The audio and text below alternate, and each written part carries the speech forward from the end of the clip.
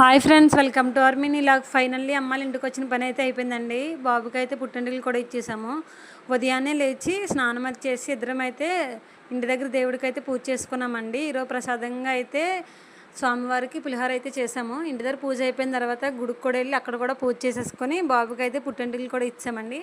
పుట్టింటికి తీసేటప్పుడు ఏడుస్తాడేమో అనుకున్నాను, కానీ బాగా నీట్గా కూర్చొని అయితే తీసుకున్నాడు అనమాట. ఫోన్ కూడా అలవాటు లేదు కదా, అసలు ఉంటాడో ఉండడో ఏమో అనుకున్నాను. బాగానే కూర్చొని అయితే తీసుకున్నాడండి, అస్సలు ఇసుకించనే లేదు.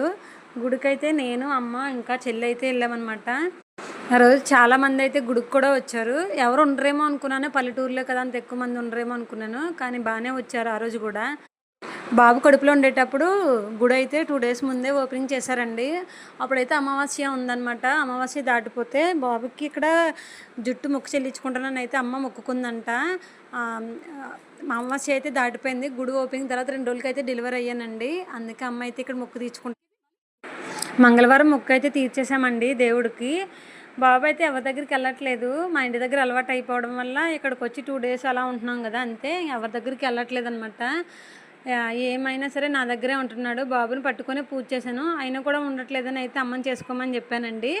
అమ్మ అయితే పూజ చేసిన తర్వాత అయితే బాబు పుట్టింటికి తీపిచ్చేసుకొని ఇంటికి వెళ్ళిపోయాము. ఇంటికి వెళ్ళిపోయేటప్పుడు దారిలో కూడా హాయ్ బాయ్ అని చెప్పి నేను ఈ వీడియో అప్లోడ్ చేసేది అయితే గురువారం అండి. ఇప్పటికైతే కొంచెం అలవాటు పడ్డాడనమాట. అమ్మ దగ్గరికి, నాన్న దగ్గరికి, అక్క దగ్గరికి, అందరి దగ్గరికి వెళ్తే ఇప్పుడు వెళ్ళడం అలవాటు చేసుకుంటున్నాడు. ఇప్పుడే మనోలే కదా అని గుర్తుపడుతున్నట్టున్నాడండి. అంతేనండి. ఇంక ఈ వీడియో, నా వీడియో నచ్చితే please like, share and subscribe. మళ్ళీ రేపు వీడియో కలుద్దాం. అంతవరకు బాయ్ బాయ్.